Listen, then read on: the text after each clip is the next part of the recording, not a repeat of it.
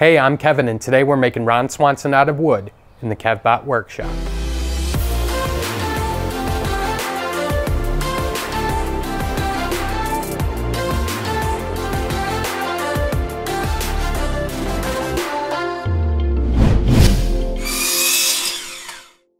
Welcome back to the KevBot Workshop. Today we're working on a project that I did 10 years ago in college. In art class we made pixelated portraits using a number of small mediums. I myself did a pixelated portrait of Bill Murray out of beads, but I don't have that to show you. So today we're going to make a pixelated portrait of Ron Swanson using small pieces of different species of wood. If you don't know who Ron Swanson is, he's a character on the show Parks and Recreation. In the show he's an avid woodworker played by real-life woodworker Nick Offerman. Nick Offerman inspired me to make one of my first projects as a woodworker, and this is a little homage to him and because I love the show, and Ron Swanson is one of my favorite characters. For this project I'm using maple, walnut, cherry, and white oak, but you can use whatever you want, even balsa. Balsa wood? You could at least use mahogany. Fine, I'll use mahogany. So I decided to put some finish on these pieces just to see what they would look like when they are done. I need to organize these based on the color spectrum, then I'm going to take a picture of this and bring it into the computer for the next process. Now that I have these in on the computer, I can change this into a grayscale. I'll be able to see the darks from the lights and then everything in between. The cherry is lighter than the oak right now. It will get a little bit darker, but I'm going to use it as my second lightest wood on this scale. I'm going to be using this photo that I found of Ron Swanson as my image. The first thing I'm going to do with this is add some contrast. Contrast is going to make it so that our darks get really dark and our lights get really light, and then we can have all that in between. If it was a flatter image, everything would kind of be the same color all around. From there, I'm just going to quickly remove the background and make it one solid color. In our effects down here, I'm going to use a gradient map to change this photo. At first, it looks a little shocking, but inside of our gradient editor, we're going to be able to change the colors to match the colors that we're using in the wood for the darks and lights and everything in between. So on my darker sides, I'm going to choose the color I picked for walnut. On the lighter side, I'm going to pick maple, and then I'm going to go through, I'm going to add my oak, my cherry, and my mahogany. I can then go in and refine how I would like it to look. The more I mess with it, the more I can make it look the way I want my final portrait to be. After enough finagling, I got down to this image. So what I'm going to do right now is use a lot more Photoshop techniques to kind of clean this picture up and get it to the final state of what I'm looking for.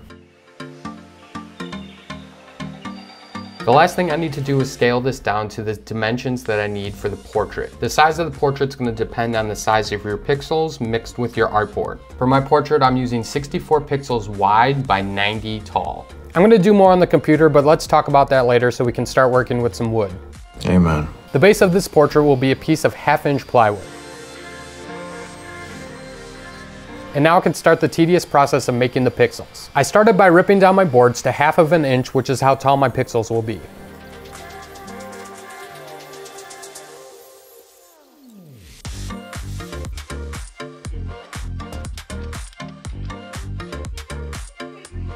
Now that they're all ripped, I can rotate them and rip them again at 3/8 of an inch.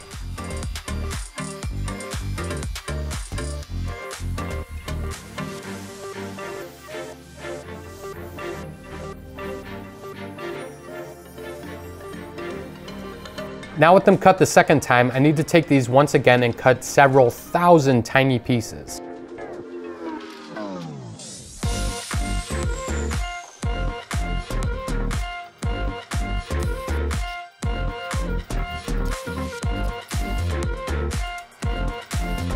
I thought the earlier process was tedious. It was nothing compared to this, but it did seem familiar, like I've seen this before. Chuck E. Cheese could run the parks. Everything operated by tokens. Drop in a token, go on the swing set. Drop in another token, take a walk. Drop in a token, look at a duck.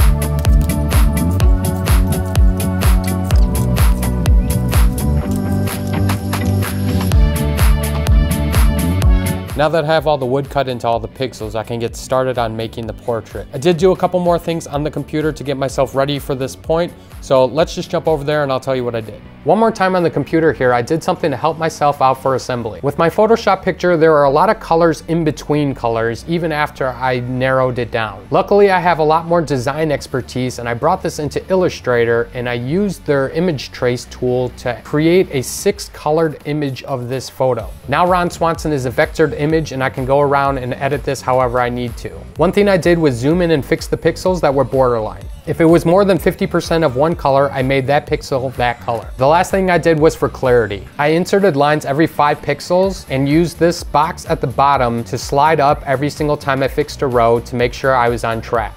Before I got started, I cut a couple of scraps and glued them to the side of this so that I can have a solid reference for putting all my pixels down, so that I know at least my bottom and sides will be straight, and hopefully we can keep it nice and straight moving up and it doesn't get all wavy. I'm going to be using wood glue to put this all together for strength and stability to keep all the pieces in line.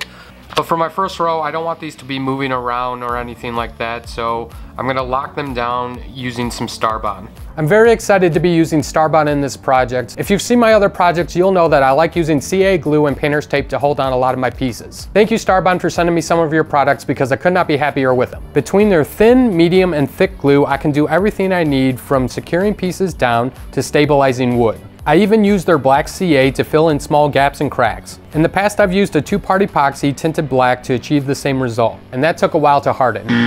Now I can quickly do this, and with the activator, it is immediately dry. If you're interested in getting Starbond for your next project, I have some exciting news for you. Starbond is able to give you 10% off your next purchase if you use promo code KevBotWorkshop in the checkout. So if you want a great product, hop on over to their website and check it out. Link is in the description down below. Thanks again, Starbond. Now let's get back to the build.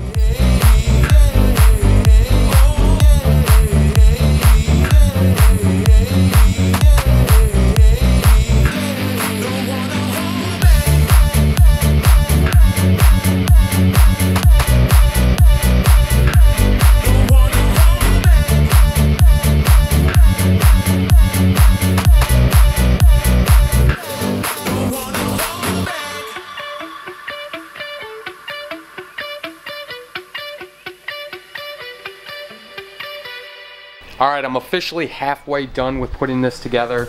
Now this thing is a beast of a project. It's really intricate. Any of these little gaps here, I think we're gonna fill in with some glue and sawdust afterwards so I can fill them up. The first row was a lot easier because the CA glue is a lot thinner, but as I worked up with the wood glue, they started to shift, but I'm getting a lot better with it, and this is coming together really nicely. Each row takes about 10 to 15 minutes to do, depending on if I'm, getting caught up in something I'm watching or how quickly I'm working, but you can really see it starting to take shape. The farther away you go, you can really see how it is.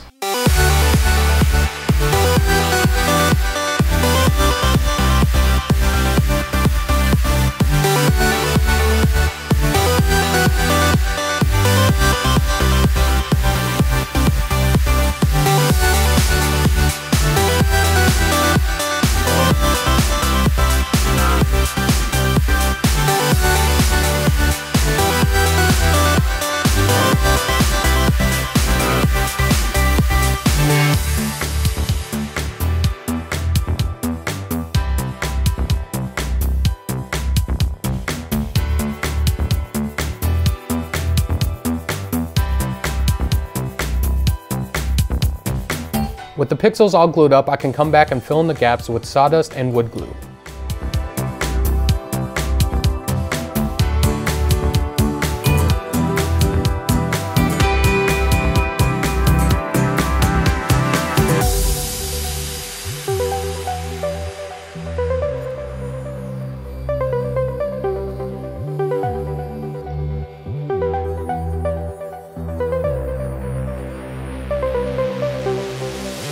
So really, this project was just an excuse for me to use my new drum sander. I'm hoping to use this for some segmented turning as well as some cutting boards in the future. But what a better way to break it in by doing a fun project like this. After sending it through the sander, some more gaps showed up, so I filled those too.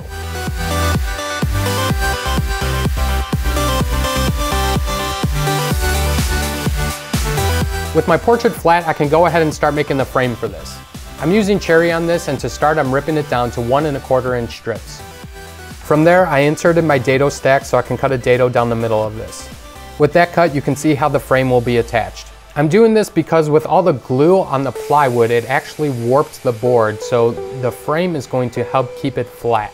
After the dado, I can make one more cut on the edge, and I tilted the blade slightly so I can have a subtle profile. The last thing to do is to cut 45-degree miters on this before assembly.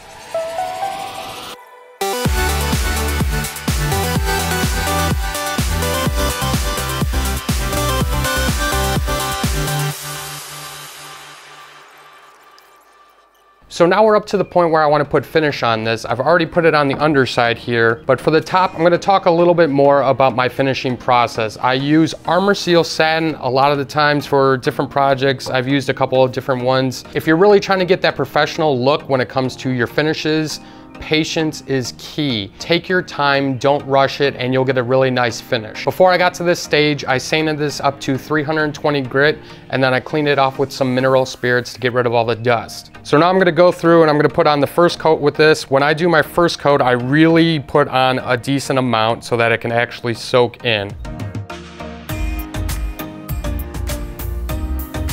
I'm gonna put on a generous amount. But when you put it on here, after it's all done, you just want to make sure that there are no pools. The first coat is going to soak up a lot into the wood, so that's why I put on a decent amount in the first coat.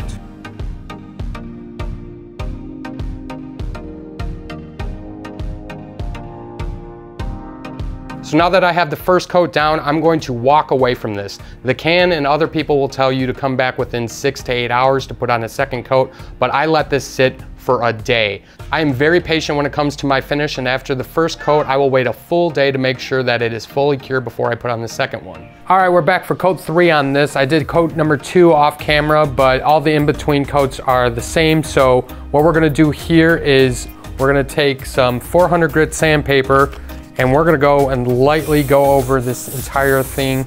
We wanna get off all the nibs and make this smooth again so we can put on the next coat. We don't wanna take off our last coat with this, so we're gonna be nice and gentle and just remove any little bit that we can feel. Then we're gonna come and use some mineral spirits to clean up all the dust. With the mineral spirits dry, I can come back and put on another coat.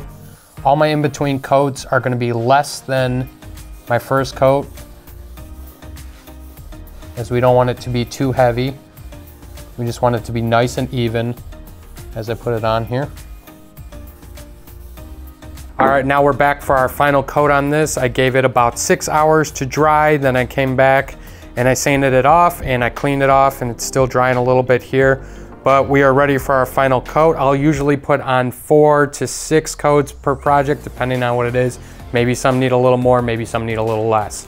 All right, for the final coat here, I'm barely gonna get anything in here, so this is a little too wet already, so I'm gonna squeeze out any extra before I go and start putting this on, because the last coat is the absolute thinnest, and that's even still a little too thick. So come back.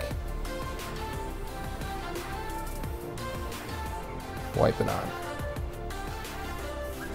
Basically just enough to get it wet.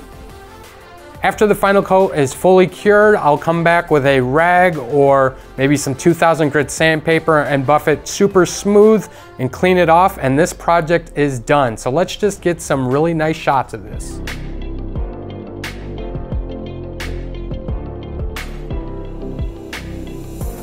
This project turned out great. I will probably just hang this up in my shop, but I know all you Parks and Rec fans will be jealous of this. It's so beautiful. If you like this project and you want to see more like it, I'll have a couple more for you loaded up right here. While you're at it, hit that like and subscribe button and turn on that bell to get notifications when new videos come out. That's it for now. Thanks for watching, and I'll see you next time in the KevBotWorkshop.